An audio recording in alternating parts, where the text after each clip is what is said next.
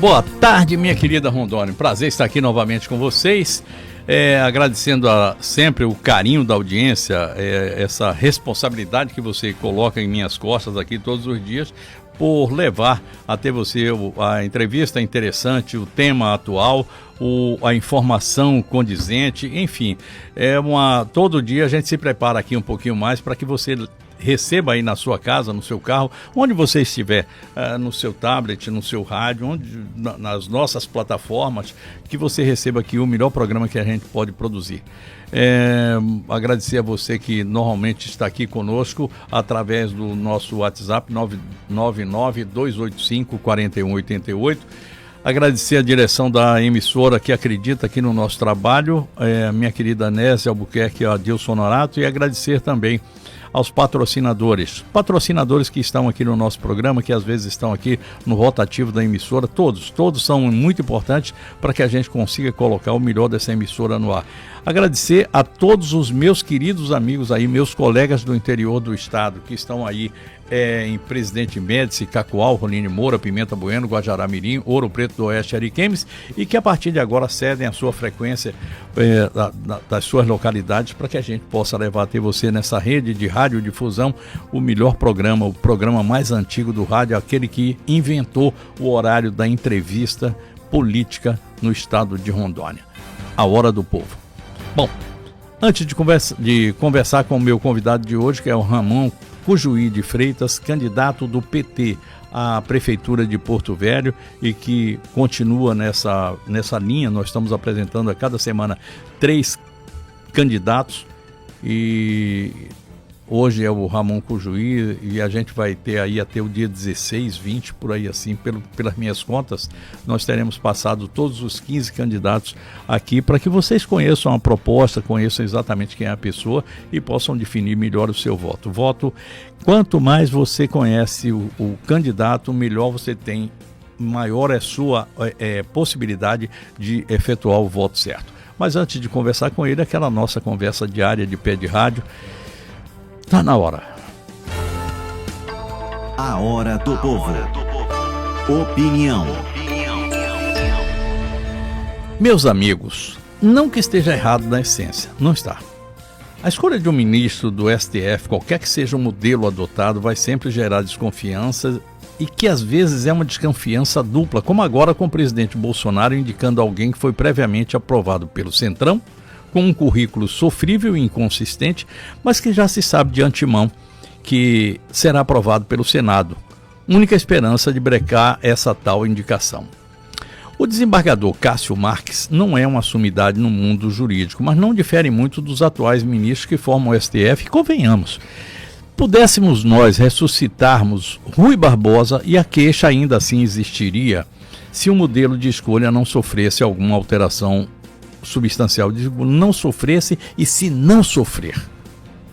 Bom, como aceitar que num converscote, numa conversa entre amigos, com líderes de partidos que formam o Centrão, com o ex-presidente do STF e sem a presença do atual presidente do STF, mas com um ministro que tem uma ligação estreita com o presidente da República, se faça uma escolha de um novo ministro que tem como uma das principais qualidades, acreditem, ter tomado tubaínas com o presidente Bolsonaro. Difícil. Há, no mínimo, um desconforto e a preocupação real de como esse juiz-ministro vai se comportar quando tiver que julgar casos envolvendo aqueles a quem hoje abraça e pede votos no périplo que fará lá no Senado. É campanha política mesmo, levando suas opiniões ou dizendo como vai agir no exercício da sua função.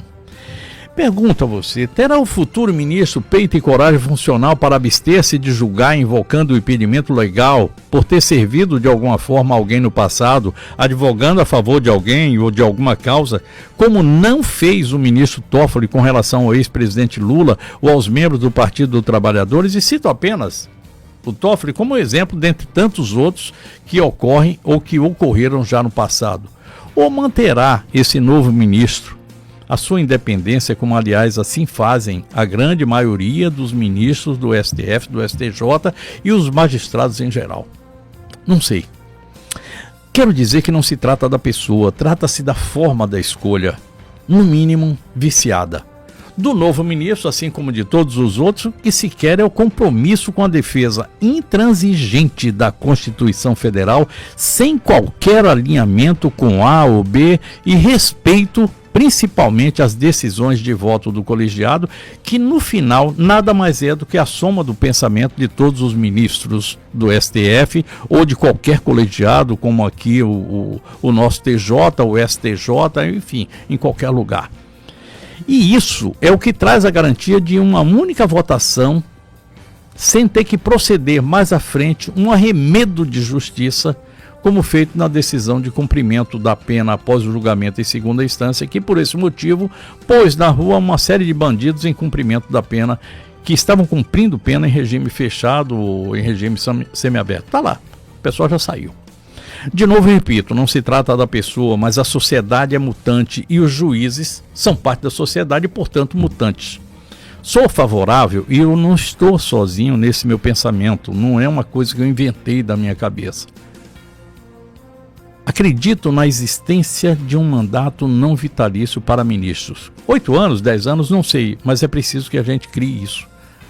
Acredito que é necessário uma quarentena severa para magistrados em geral e para ministros em particular, para que só possam retornar às atividades da advocacia e assumir cargos públicos e participar da vida política para cargos eletivos depois do seu cumprimento. Já se falou aí em Sérgio Moro para presidente da República. Isso está errado. Deveria esperar muito mais tempo. Se um cidadão sai da magistratura e aceita um cargo público, na hora que ele sair desse cargo público, ele tem que passar por uma severa quarentena.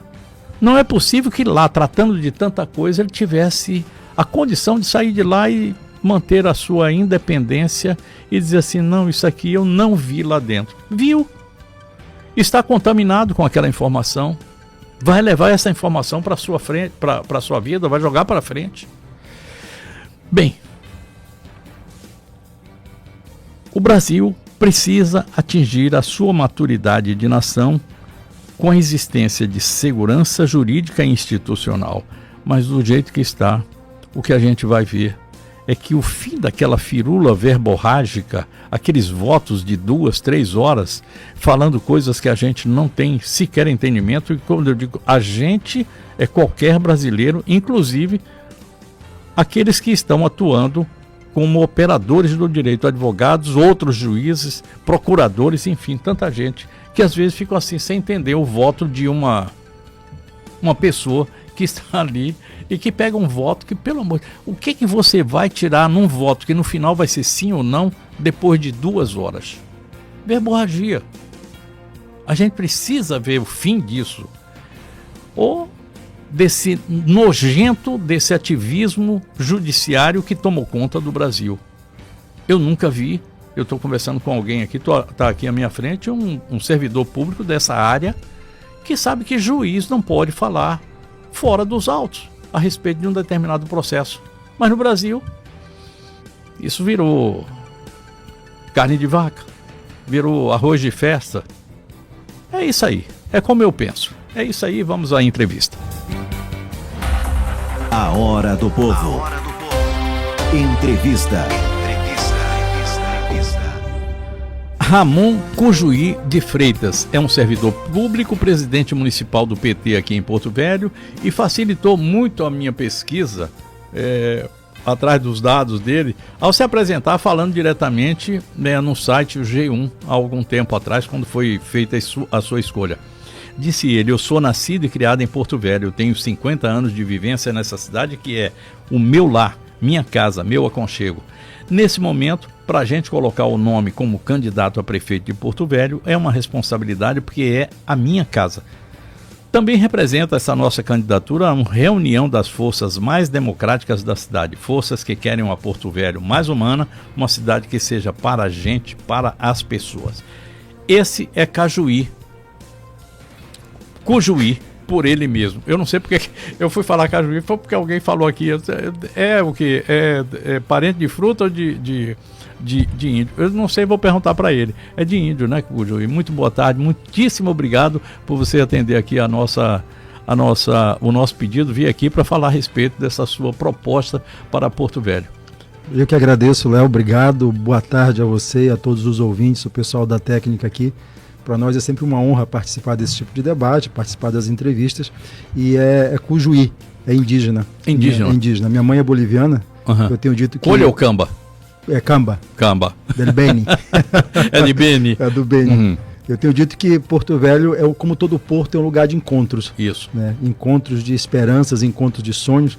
E meu pai veio do Nordeste, minha mãe da Bolívia, e aqui se encontraram. Seu pai é do Nordeste de que estado?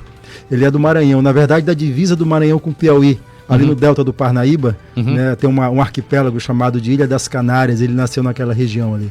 Oh, muito bonito ali. Muito bonito, muito pobre também aquela região. Aliás, muito pobre. Aliás, o Brasil é isso, o Brasil é um país de riquezas grandes e de um povo muito empobrecido.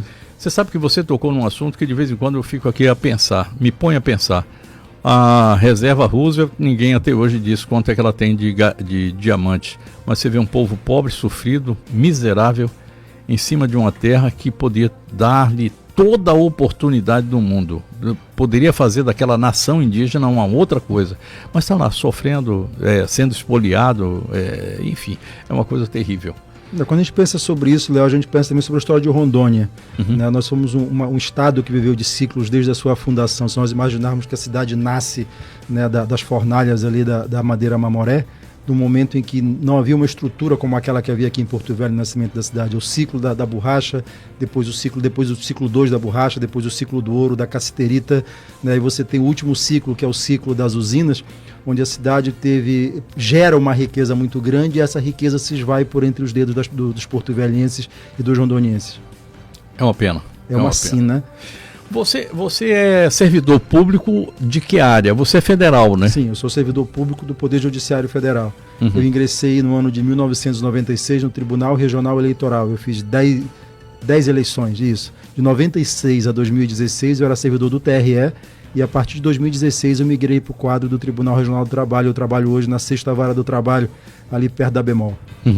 Agora, como servidor público no TRE, você viu muita coisa, inclusive aquela bendita contagem. Eu não me lembro quando foi a última contagem de votos ali no...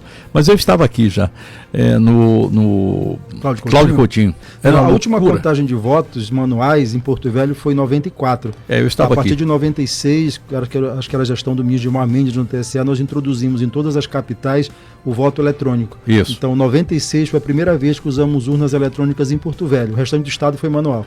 Mas a última votação manual eu não participei, porque eu assumi no tribunal em 96, mas eu participei à época como fiscal, que eu era fiscal do PT naquela época, e eu participei. Foram, acho que 5 dias dentro do ginásio, negócio, sofri, mas era muito legal também, tinha sua parte boa. Eu quando eu fui para o rádio, a primeira rádio que eu fui trabalhar foi a Rádio Vitória Régia, e lá a primeira eleição, 2004 ou 2005, não sei exatamente, eu estava lá com o Beni Andrade, que está aí até hoje. O Beni Andrade, ele sempre reclama que as urnas eletrônicas acabaram com a coisa mais bonita que tinha da eleição, que era a urna que a onça mordeu lá no Rio, ou aquela coisa de ficar demorada aí fazendo contagem, era um negócio de doido. Mas a onça ainda morde urna, porque tem... Mas essa onça aí é outra diferente, né? É gato, né? Porque as urnas elas vão para lugares incríveis. Por exemplo, na região de Surpresa, aqui em Guajará, você tem deslocamento de helicóptero. No Amazonas, a logística é um negócio absurdo para levar a urna lá perto do cidadão para ele poder votar. Então, de fato, a onça ainda morre, só que é outra urna agora. E a outra onça. E a outra onça. Não é onça de 4 pés. De 4 patas. 12h15, eu vou fechar esse bloco aqui, depois dessa sua apresentação, e a gente volta para conversar um pouco mais. Cujuí, antes de falar de proposta para o governo, eu gostaria de ouvi-lo falar do PT. Esse PT que você preside em Porto Velho, hoje reduzido até na sua militância, após 8 anos de avanço, que eu sempre julguei que era sustentável, que era a partir dali que ia mais. E qual é a sua leitura desse fato? Eu vou para o intervalo e você retorna com essa resposta aí para mim. Pode ser? Perfeito. 12h16, você está na Hora do Povo e eu converso com Ramon Cujuí, presidente do PT municipal, e candidato ao PT aqui para a Prefeitura Municipal de Porto Velho.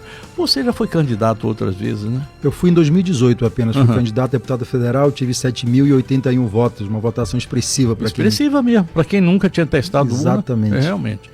Bom, eu lhe fiz uma pergunta aí, PT, essa redução, essa diminuição que houve do PT, que não é somente um fato de Rondônia, é em todo o Brasil, e a militância parece que também teve oportunidade de migrar para outros cantos, eu não sei.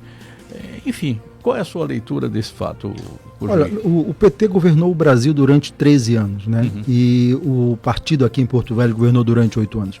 Nós sofremos, nunca nenhum partido sofreu um ataque tão violento por parte de vários setores da sociedade. Você falava em juízes que falam fora do processo, nós sofremos isso, juízes, promotores, PowerPoint, nós sofremos ataques terríveis. Só para falar de Porto Velho, o Roberto saía há 20 dias do mandato, sofreu 2 operações terríveis, né, em cadeia nacional, 150 homens, aquela coisa toda, e no final os processos deram em nada. Inclusive o Ministério Público pediu a absolvição dele num dos processos. Nós sofremos ataques brutais. Eu vou lhe falar a respeito do Roberto Sobrinho, porque eu fui a primeira pessoa a fazer uma entrevista com ele quando ele saiu da prisão. Aliás, eu devo muito isso a ele. E ele disse que me deve muito pela forma llana com que eu tratei. Não poderia ser diferente. Mas naquele momento eu sabia que existia alguma coisa ali assim, que era perto do Natal e o Roberto Sobrinho estava sofrendo muito. Ele e a sua esposa, a Lena, estavam sofrendo muito e a gente percebia, porque eu não deixei que ele chorasse durante a entrevista. Não ia fazer uma coisa dessa com ninguém, eu não faço isso com ninguém. Mas naquele momento eu sabia que tinha alguma coisa ali que estava errada. Mas quem poderia dizer se estava... O que existia era ele, não era eu. Então eu respeitei muito aquele seu momento e não foi surpresa para mim quando esse ano eu tive que fazer. Eu me senti na obrigação de falar a respeito desse assunto e dizer que o Roberto Sobrinho naquela época já demonstrava que ele não tinha... Se ele tiver alguma culpa, que pague por ela. Sim. O CPF é dele. Mas naquele momento não era tudo aquilo que se falava. Pois é, então... E foi provado depois. Ficou provado depois. E não somente o Roberto Sobrinho. Nós sofremos uma campanha no país inteiro. E, aliás, só deixamos o poder central porque fomos apeados dele por um golpe. Essa é a verdade. Se nós tivesse o processo democrático tivesse corrido normalmente, o presidente Dilma teria acabado o mandato, nós teríamos o presidente Lula como nosso candidato, teríamos ganhado a eleição. Não tem a menor dúvida disso. Nós fomos apeados do poder por um conjunto de forças políticas e aí você tem uma série de atores nesse processo. O retrocesso não é um retrocesso do PT, é um retrocesso do país. Porque nós, depois de 30 anos de Constituição, imaginávamos que os avanços, como você disse, já estavam, era daqui para frente. Ora, nós não temos compromisso com o mal feito. É isso que você disse. Quem tem culpa, que for provado, seja punido na forma da lei. Isso é que nós defendemos, sempre defendemos. Então, como nós sofremos esse ataque todo, nós chegamos em 2016 no nosso pior momento no país. E ainda assim conseguimos eleger várias prefeituras. Em Porto Velho não conseguimos eleger o Roberto, que era o nosso candidato, que o Roberto de manhã era candidato e à tarde não era, caçado o registro. Foi uma campanha muito dura, uma campanha muito difícil, não conseguimos eleger vereadores aqui em Porto Velho. Mas em 2018, já na campanha nacional, muito pesada também, quando impediram o presidente Lula de disputar a eleição, né, nós conseguimos eleger a maior bancada da Câmara Federal e foi o partido que mais elegeu governadores. Há uma campanha nos meios de comunicação dizendo que o PT morreu, muito pelo contrário. Se existe um partido que sobreviveu à dissolução do sistema político brasileiro, foi o Partido dos Trabalhadores. Você olha para o PMDB, olha para o PSDB, olha para os outros partidos, que eram partidos grandes, tradicionais, e que se formaram a partir de 88, Nova República, todos eles diluíram. O único grande partido que sobrou foi o Partido dos Trabalhadores. Tanto é que agora no sorteio algumas pessoas falam, mas o PT tem tudo isso de tempo, por quê? Porque nós temos a maior bancada na Câmara Federal, no país inteiro, é um partido nacional. Nós estamos concorrendo hoje em aproximadamente 4.000 cidades do Brasil. Não tem nenhum partido com essa dimensão. 5.625. Exatamente. Então é um partido nacional, é um partido que tem serviço prestado para a população. Sobre qualquer dado que você faça a medição, os 13 anos de governo do PT e com destaque para os 8 anos do presidente Lula são o melhor período da economia brasileira nos últimos 30 anos. Você pega a FGV, você pega dados da ONU, para onde você quiser você pega e compara. Nós mostramos serviço para a população, conseguimos conduzir o Brasil no crescimento econômico e na inclusão social. Isso são dados irrefutáveis. Então, para nós do PT hoje, As pessoas me perguntam, por que você está no PT? Você é uma pessoa tão boa no PT. Eu digo, exatamente por isso. Porque eu sou uma pessoa boa que estou no PT, porque tem serviço prestado. Eu não posso perguntar isso para ninguém. Pois é. Porque a minha mãe, com 102 anos, continua sendo petista. Pois é. A minha mãe. Então você calcula. Partidos políticos não são organizações perfeitas. Né? Os partidos políticos cometem erros, partidos políticos têm pessoas que eventualmente desviam o caminho. Como em qualquer lugar. Como em qualquer organização. Você quer ver uma coisa, Léo? Quando é um cara do PT que comete um erro, a manchete é prefeito do PT. Né? Tem uma semana e meia aqui em Rondônia, 4 prefeitos foram presos, né? 2 mulheres e 2 homens. Ninguém sabe o partido deles. Mas se fosse o PT, a manchete era prefeitos do PT. Eu disse o seguinte, dos 4, se fosse um do PT, era assim, prefeito do PT e mais 3. Exatamente. Era exatamente eu isso. Acredito nisso. Entendeu? Acredito nisso. É por isso que nós sobrou essa impressão de que o PT é um lobo mau e de que o PT foi destruído. Absolutamente. Se você vai para as bases, as nossas bases estão ali. Nós sofremos um revés em 2016, mas em 2018 já recuperamos e estamos avançando. Pior do que PT foi a campanha contra o PCdoB, que era o comedor de criancinha. Era comedor de criancinha, que foi impedido foi ter registro cassado, só voltou em 86, quando no governo Sarney. Eleição com 15 candidatos, sem coligação, campanha curta, sem aperto de mão, sem formiguinha, sem nada. Uma eleição completamente diferente. Aliás, não teve nem convenção. A sua convenção foi virtual, foi virtual. Né? Você vê como é que foi isso. Isso tem a ver com o financiamento público partidário. E a propósito, o que é que ele levou a candidatar-se pelo PT? Porque seria você o nome da vez, não? Olha só, o Partido dos Trabalhadores foi uma discussão profunda. Quem conhece o PT sabe que quem está disputando no PT não tem vida fácil. Nós disputamos projetos de sociedade. Né? Os companheiros me honraram muito com essa escolha.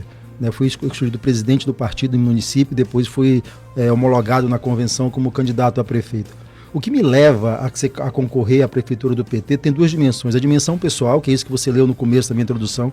Eu sou filho de Porto Velho, nascido e criado em Porto Velho. Eu tenho um sentimento de gratidão muito grande com a cidade. Tudo e que mais que o meu sentimento, você pode dizer assim, eu tenho pertencimento. Isso. Eu pertenço e Porto Velho me pertence. Exatamente. Esse sentimento de pertencimento eu tenho. É o lugar que eu nasci.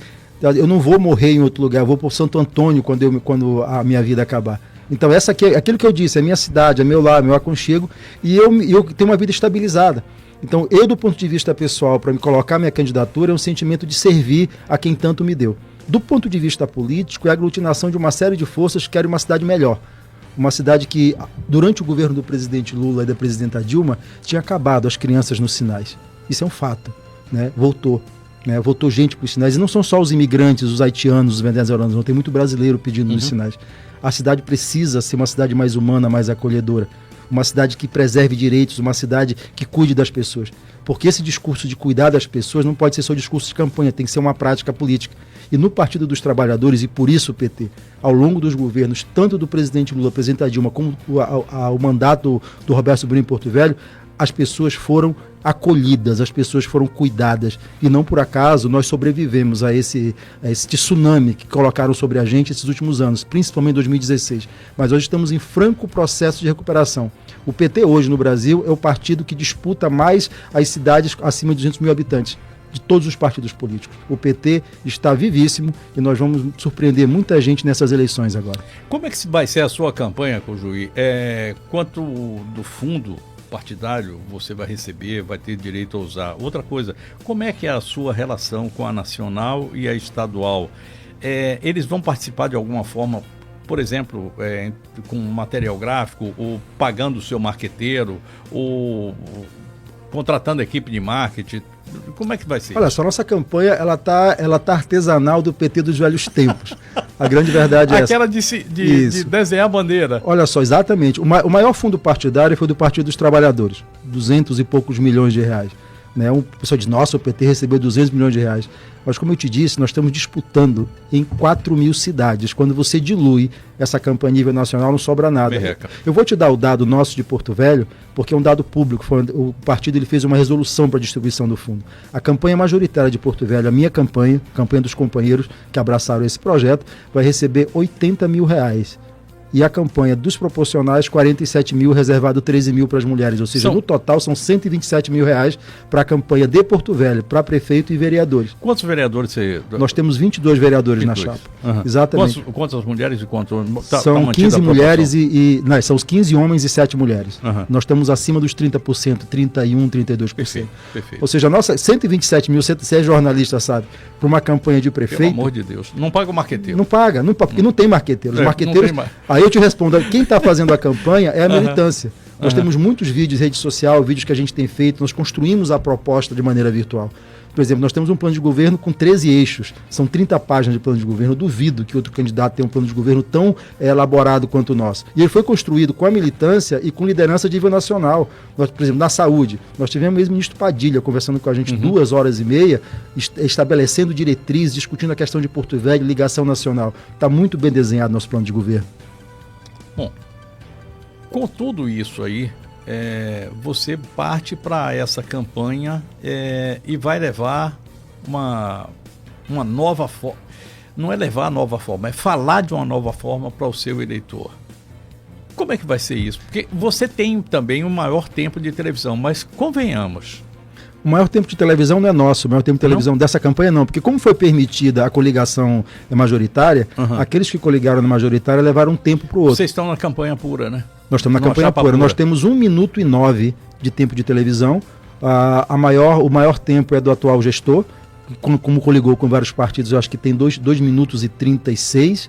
Nós temos menos do que a metade do tempo dele, e depois de nós o PSL, que tem acho que 1 minuto e 5, 1 minuto e 6, porque é a segunda maior bancada do Congresso Nacional. Mas que convenhamos também, é bem fracionado. Vai ter gente que vai chegar lá e vai dizer: meu nome é Enéas, né? Eu acredito, né? Vai ter gente com tempo bastante curto, Desculpe, Enéas, onde quer que você esteja, meus respeitos. Mas não teve nada de... Mas é isso. Então, a nova forma de... A televisão, ela não perdeu a sua importância total, mas a campanha está ocorrendo muito nas redes sociais. E como é que está sendo? Nós estamos fazendo todos os dias publicações das nossas propostas. Então, apresentamos ontem uma proposta que a gente fez para geração de renda e formação da juventude. Né? Falamos ontem também sobre a questão dos animais, que fomos instigados por uma amiga para falar da questão, porque o nosso lema é Porto Velho pra gente, e a amiga minha questionou: mas e os animais, onde é que entram? Eu digo: não, porque eu até brinquei com ela, falei igual o Magri, que disse que cachorro era gente, falei: os animais também são gente.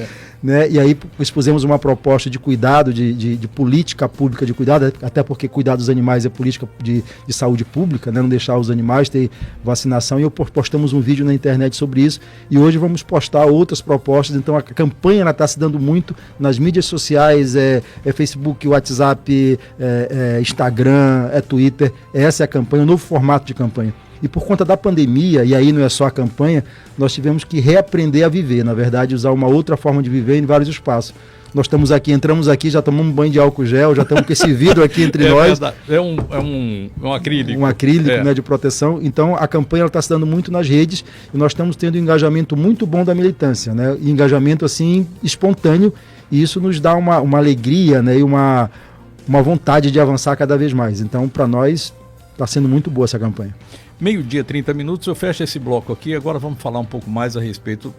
2021 vai ser um ano completamente diferente. A gente vai ter aí arrecadação pequena, a gente vai ter impossibilidade de gargalos, né, na verdade, na área da administração, do controle de gastos, nas finanças. A arrecadação cai, a gente tem a necessidade de gerar emprego. O Brasil está com 13,8% 13,8% desempregados. De desempregados. Algo em torno de 20 milhões. Que entre desempregados a gente tem mais aí que possivelmente o dobro de desalentados. A gente tem a juventude que está chegando agora na busca do primeiro emprego, que não está nessa conta. Como é que você pretende resolver isso aí, ou driblar isso aí, sei lá o que?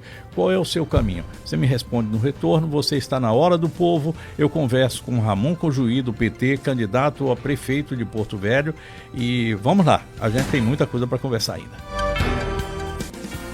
12h32. Você está no programa Hora do Povo, e eu entrevisto hoje Ramon Cojuí, candidato a prefeito de Porto Velho. Bom, a gente falou aqui a respeito dos gargalos, dos problemas que você vai enfrentar. O problema é a possibilidade que a gente tem de encontrar solução também, né? Então, finanças, administração, o controle de gastos, a arrecadação que vai cair, FPM que vai cair, tudo isso. Como é que você pretende fazer aí, Cojuí? É uma trabalheira, né? Tem que ter uma estratégia para isso. A verdade é que os municípios todos entraram em colapso.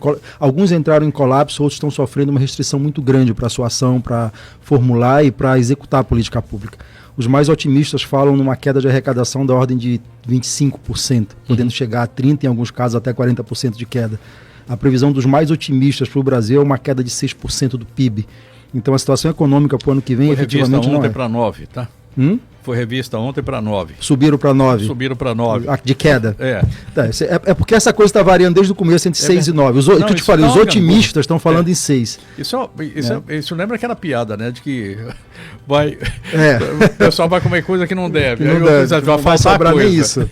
Pois é. Então, nessa situação, até as pessoas falam assim, tu é muito corajoso, o problema não é nem competir, é ganhar. Mas é preciso a gente ter claro o seguinte, você mudar o foco da gestão é importante. Para nós, por exemplo, a nossa estratégia de desenvolvimento para Porto Velho é assumir a cidade uma identidade amazônica. Né? Porto Velho tem que ser vista como uma cidade amazônica. Nós não podemos ser vistos pelo mundo como um município que mais queima, um município que desmata, né? Como um município que vai na contramão do mundo. Nós estamos entrando num momento onde a economia ela vai dar um salto e nós estamos entrando num momento em que a prestação de serviços ambientais por territórios e por pessoas está entrando na ordem do dia. A economia do futuro é isso.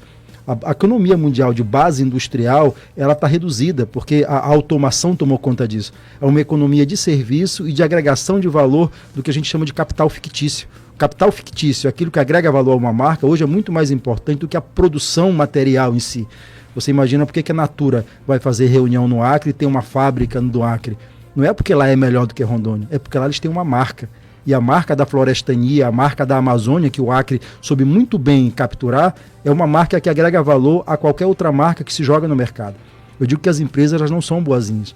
Um amigo meu empresário diz o seguinte para mim uma vez, assim, olha, eu abri uma empresa, foi para ganhar dinheiro, não foi para fazer filantropia. Se eu quisesse fazer filantropia, eu abria uma ONG. Então, quando uma empresa ela investe num território, ela vai para um território, para uma cidade, ela está buscando uma agregação de valor ao seu negócio, à sua marca. Nós precisamos transformar Porto Velho numa marca. E nós temos potencial para isso. A partir de você definir Porto Velho como uma marca amazônica, você abre espaço para turbinar a indústria do turismo. E a indústria do turismo para Porto Velho não é somente o turista que vem e ocupa o hotel.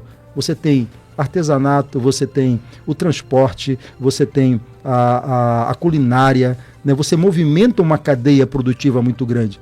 Porque se nós temos uma possibilidade de gerar emprego e estabelecer um novo marco de desenvolvimento, é a partir do nosso referencial de cidade amazônica e do nosso ativo principal, que é a floresta, que é a natureza. Eu tenho dito sempre assim, que quando a gente permite que se polua o rio, que a gente permite que a floresta seja queimada, nós estamos literalmente queimando dinheiro, porque esse é o nosso principal ativo econômico nesse momento da economia mundial. E a gente precisa saber lidar com isso. Então, primeira coisa, do ponto de vista estratégico, é isso, é sentar com esses atores e dizer, é para cá que a gente vai. É a gente criar a política, né? A gente definir a identidade de Porto Velho como amazônica e a partir daí a gente criar uma série de programas. Mas não só isso. Uma coisa que a gente precisa ter claro, e aí eu vou dizer, a gente está dizendo isso, nós vamos implementar em Porto Velho um programa de transferência de renda nos moldes que Maricá implementou e está dando muito certo.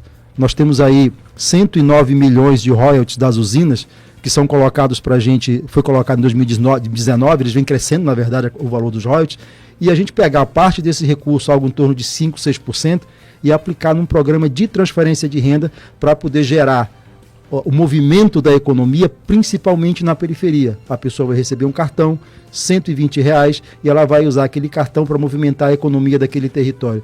A gente tem analisado que preferencialmente a Zona Leste seria isso, utilizar primeiro aí com aproximadamente 4 mil pessoas que estão no cadastro único. Que a gente experimentou agora na pandemia, que era uma coisa que as pessoas tinham uma certa refração, que a transferência de renda ela é fundamental para movimentar a economia.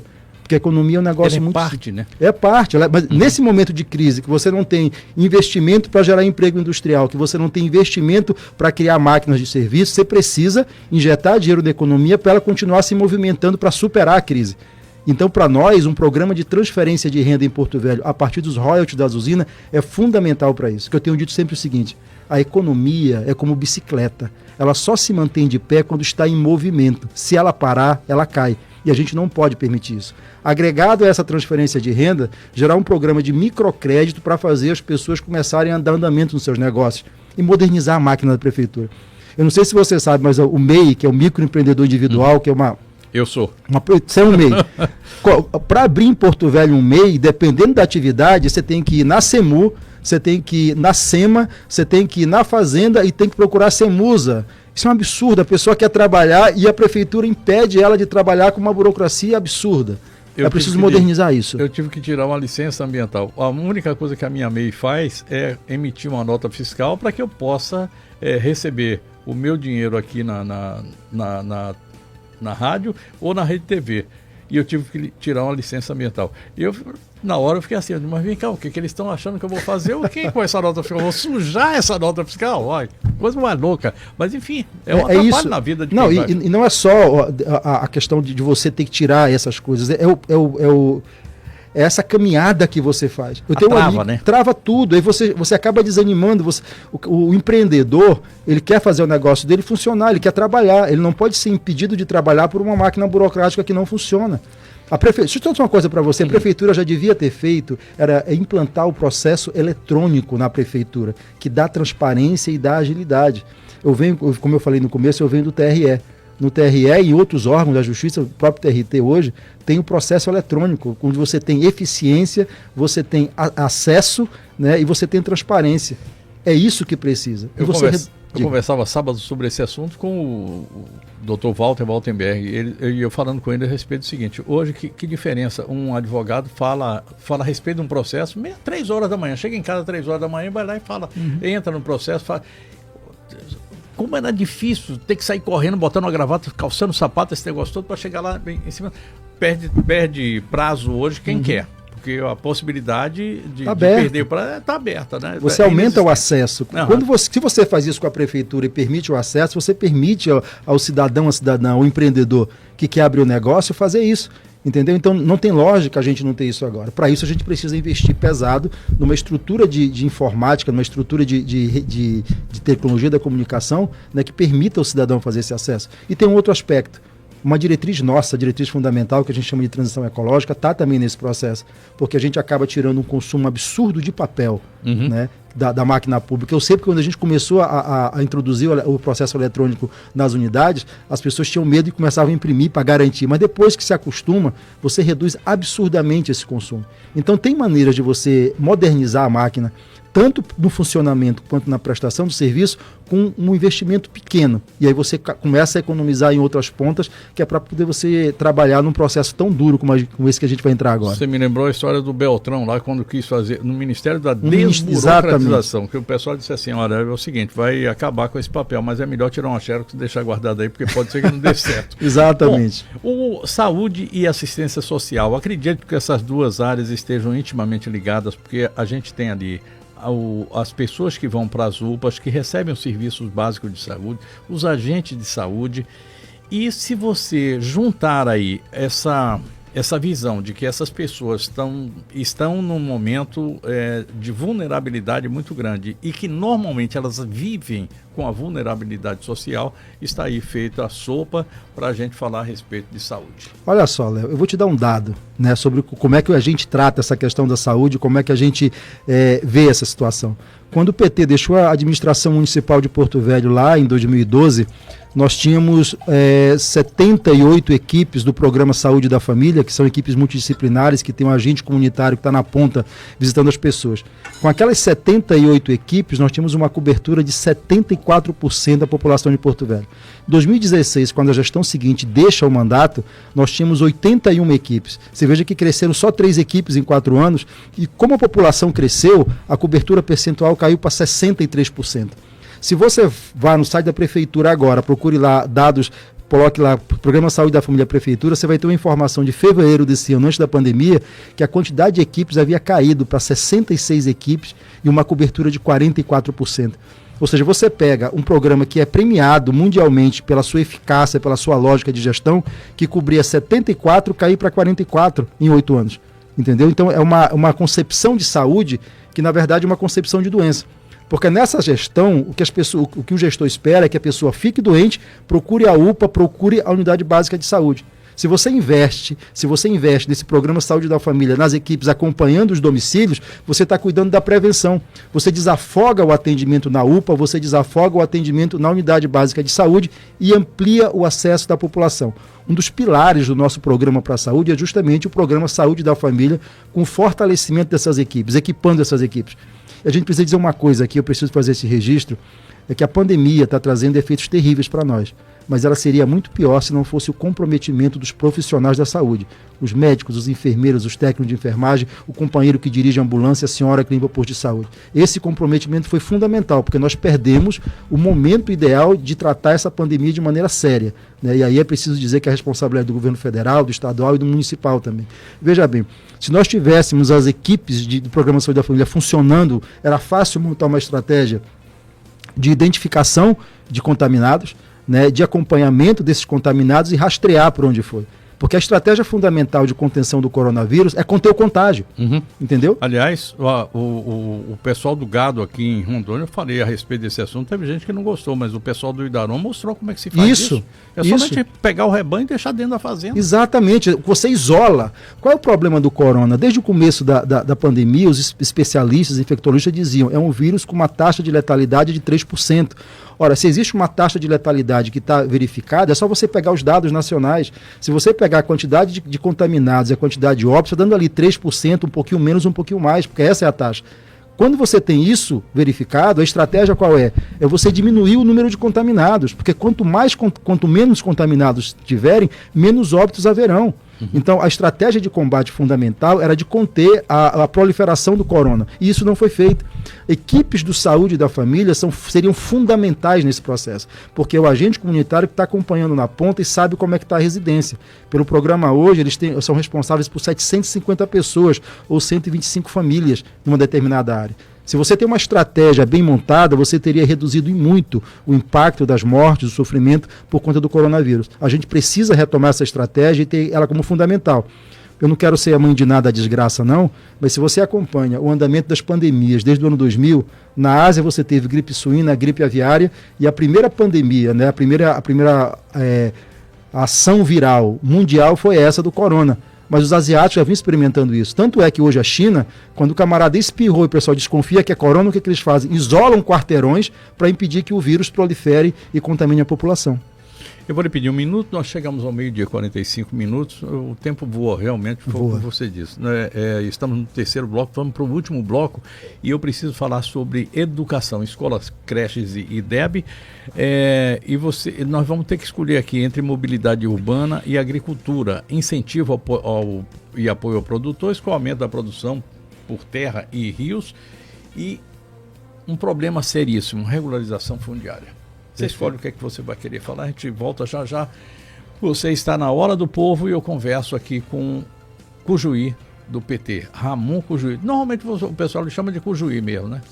Às vezes chamam Cujuí, na verdade chamam mais de Cajuí do que de Cujuí. Até aí, os órgãos de imprensa colocaram. Eu achei que era Cajuí, eu disse, pronto, deve ser Cajuí, Cajuína, alguma coisa aí. A pronúncia em espanhol é Cujuí, Ramon Cujuí. Cujuí. Ok, já já a gente está de volta.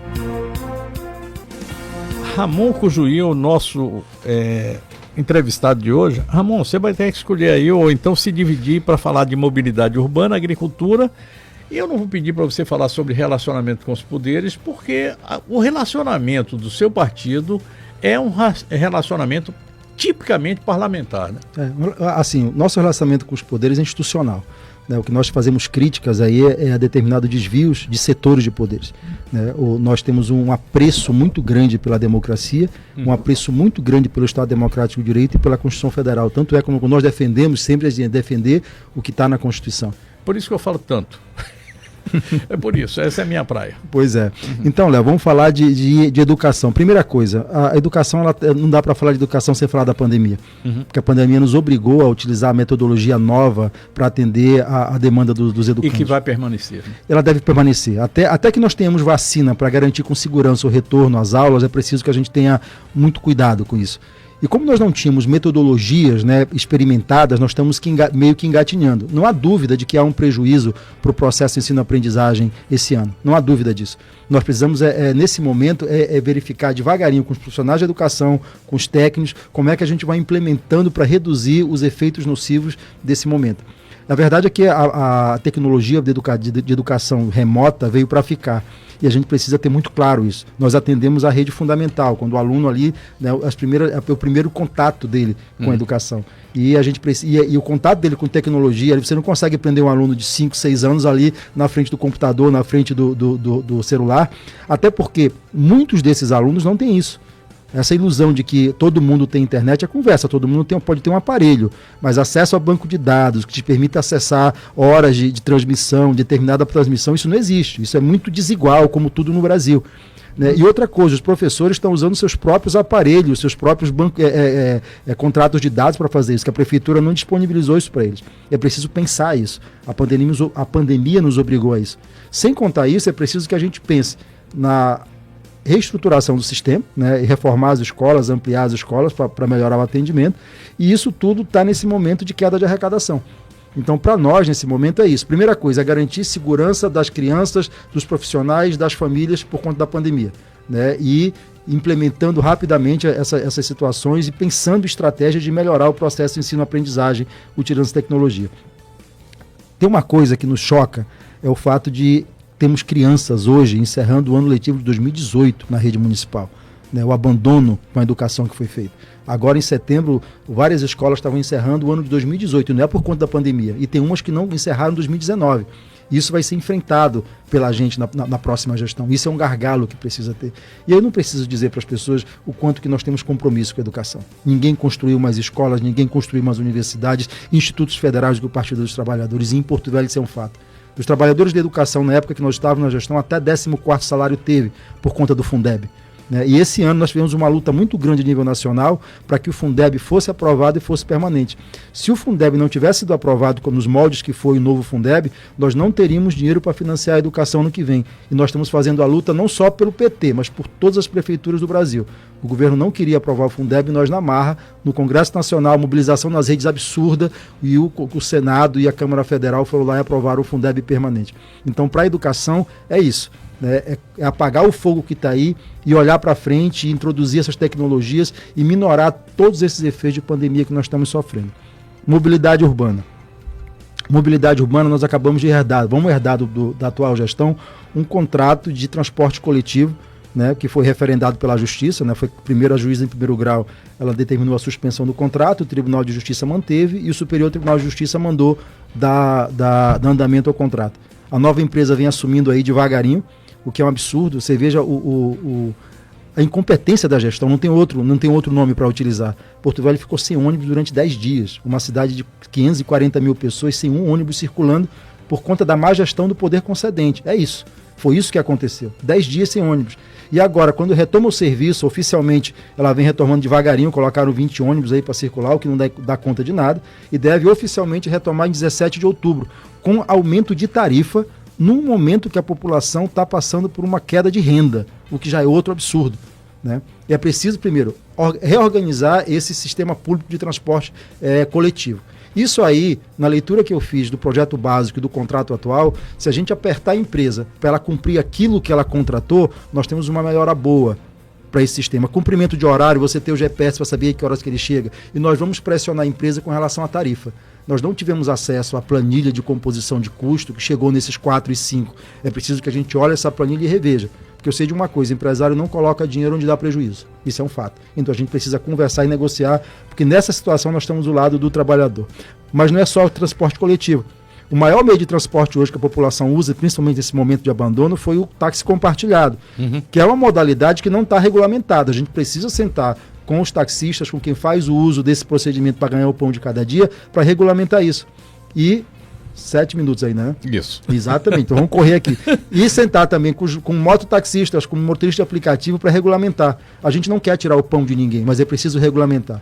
Porque a experiência que a gente tem no país afora, onde o sistema de transporte não foi regulamentado pelo poder público, quem regulamentou foi o crime organizado, em qualquer lugar. Transporte de van, né, essa coisa toda pelo país todo. Então a prefeitura não pode fazer de conta, como está fazendo, que existe um modal de transporte na cidade funcionando sem regulamentação. Isso abre margem para uma série de situações. Se o Estado se ausenta, o crime se apresenta. Mas, sem dúvida nenhuma. Então é preciso fazer isso. Diga, Léo. Agricultura. A agricultura. A agricultura foi abandonada, né? E aí são dois tipos de agricultura.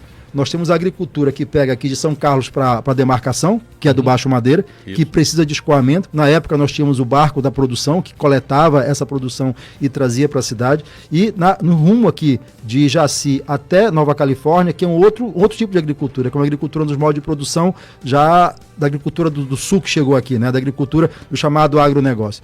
Nessa ponta do Abunã nós temos 1.100.000 cabeças de gado. Esse grande produtor, ele não precisa muito do apoio do Estado, porque ele tem recursos para se bancar. O que a gente precisa fazer é o apoio ao pequeno e médio agricultor, à pequena e média propriedade. Criar programas de fomento, de financiamento, né? Quando a gente fala e também programas de escoamento da produção. Tem uma coisa que é o poder de compra da prefeitura, que é comprar boa parte dessa produção que já havia antes esse programa. Você compra ali para os programas de assistência social, você compra para merenda escolar produtos da agricultura familiar. Você precisa organizar essa população para que ela possa fazer isso. E abrir na cidade espaços de comercialização, as feiras de comercialização. E uma das coisas que nós temos no nosso programa de governo é o incentivo à agroecologia, à produção sem veneno, porque isso faz parte da nossa estratégia de vender Porto Velho como uma cidade ecologicamente correta, uma cidade que preserva a natureza, uma cidade que agrega valor a qualquer marca que venha se instalar aqui na capital. Então, o apoio à pequena agricultura para nós é fundamental, porque ela tem essa característica. E combater a exclusão no campo. Né? Nós precisamos manter as pessoas no campo. Nós precisamos, por exemplo, no Baixo Madeira, a pessoa está ali produzindo, mas ela precisa também de infraestrutura. Você precisa ter lá funcionando o posto de saúde, a escola, você precisa ter internet no Baixo Madeira. Né? Você precisa, na época do Roberto, nós tínhamos 3 ambulâncias, né, que davam cobertura e assistência no Baixo Madeira. Sumiu, não tem mais isso. Né? Nós precisamos de uma outra estratégia para a Ponta do Abunã. Nós temos a Eletrobras tem, né, uma rede de fibra ótica descendo para lá, que isso pode ser puxado para dar isso para as pessoas. Porque outra coisa que ficou provada na pandemia é que as pessoas precisam ter acesso à internet, porque ela se transformou o principal meio de acesso de comunicação entre essas pessoas. Quer ver uma coisa, a coisa do turismo, que é o principal para nós e que é fundamental? Você entra no site da prefeitura, você não tem uma estrutura para vender a cidade, né? Para gerar renda, para gerar emprego, para criar uma indústria. Se você tivesse, eu conversando com os artesãos aqui em Porto Velho, eu perguntei, ela diz, olha, a queda para os artesãos foi terrível, que eles iam para as ruas, para as praças vender, dependiam do movimento, e não tá acontecendo isso. Eu disse, mas a prefeitura não criou um site para vocês? Era simples. Você cadastra o artesão, você fotografa o que ele faz ali do produto dele, você coloca no site da prefeitura, e aí, meu amigo, o camarada de todo lugar do mundo compra. Não tem. E não é um ato que ia gerar um investimento absurdo de criar uma coisa que a prefeitura já tem um site. Era só uma questão de ter tirocínio para ajudar essas pessoas. Você pode vender coisas para a Europa, para os Estados Unidos, para o mundo todo, né? Para fora do estado. Se você tiver uma estrutura de como você organizar essa produção e de como, principalmente, você dar visibilidade a essa produção. Em 2 minutos, nós vamos aqui fazer um passeio de 111 quilômetros. São os canais aqui de Porto Velho, que não estava aqui na minha pauta não, mas a gente precisa falar sobre isso. Nós tínhamos 111 quilômetros de canais, igarapés e igapós aqui em Porto Velho, em que a gente pesca. A gente não, porque quando cheguei aqui já estava uma boa parte contaminada, mas você com certeza já tomou banho de rio aqui, já pescou, enfim, e hoje virou esgoto. E aí? Mata ciliares, o que a gente pode fazer com isso? Primeira coisa é fazer a limpeza e recuperação desses canais e um programa de educação para a população. Porque a coisa que você mais acha nesses canais é televisão, sofá e geladeira. Né? É preciso conscientizar a população disso. O problema é que, como você não limpa, a população acha que aquilo lá é lugar de jogar lixo. Né? E vai tocando esse negócio embaixo. Isso tem um problema que isso tem um problema direto a ver com as alagações. Para a gente criar um sistema de drenagem. Só que tem outro problema aí, que é o problema do saneamento, que é a coleta, né? A coleta e tratamento de esgoto, que essa você vai ter que ter um plano mais amplo. Conversei sobre esse assunto ontem aqui. Pois é, isso era uma das coisas que eu queria falar, que o tempo não dá. Então nós precisamos sentar com o Estado, que é quem executa a política, que tem a concessão, a CAERD. Nós precisamos sentar com o governo federal, que é quem tem o dinheiro para financiar. Porque nós perdemos a janela do PAC. Nós tínhamos 1 bilhão, Léo, 1 bilhão e 200 milhões para executar em saneamento básico em Porto Velho e voltou 850 milhões. Um absurdo a incompetência. Eu te dar o dinheiro para você fazer e você não fazer porque não tem competência para fazer. Eu não sei quantos quilômetros a gente tem de cano seco, mas pois é, é cano enterrado sem utilidade nenhuma e nós precisamos rever isso. E não vai ser possível fazer isso sem sentar com os outros entes. Você tem aí 50 segundos para pedir voto. Então tá.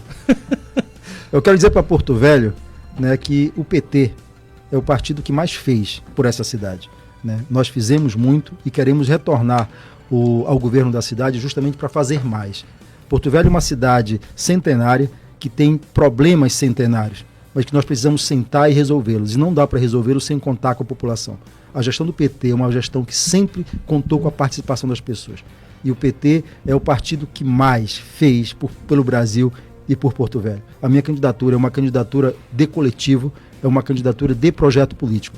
E nós já mostramos o que somos capazes de fazer. E lembrar sempre para o povo de Porto Velho que não é só um slogan de campanha, que é a síntese do que nós fizemos. Que na hora do vamos ver, quem cuida de você é o PT. Obrigado, Cogê. Foi um prazer, primeiro, conhecê-lo pessoalmente e recebê-lo aqui hoje para essa conversa, que na verdade é uma conversa em que você leva a sua proposta. A gente é aqui somente uma empresa que é concessão pública e a gente faz isso aqui com muito prazer. Na medida que a gente dá a conhecer aquilo que está sendo posto para a sociedade tem também a sua possibilidade de votar e votar melhor. Tá, eu acho que aí é uma questão de escolha. São 15 candidatos, cada um tem uma linha de pensamento e é somente você escolher. Agora escolha muito bem, viu? Eu queria pedir para vocês aí, escolha bem, porque se você escolher mal, eu vou me ferrar junto com você. Então escolha melhor. 13 horas e eu queria dizer para você que amanhã, se for assim a vontade de Deus, ao meio-dia eu vou estar aqui para apresentar mais programa A Hora do Povo. Eu desejo a todos vocês uma ótima tarde, fiquem com Deus, tchau, tchau.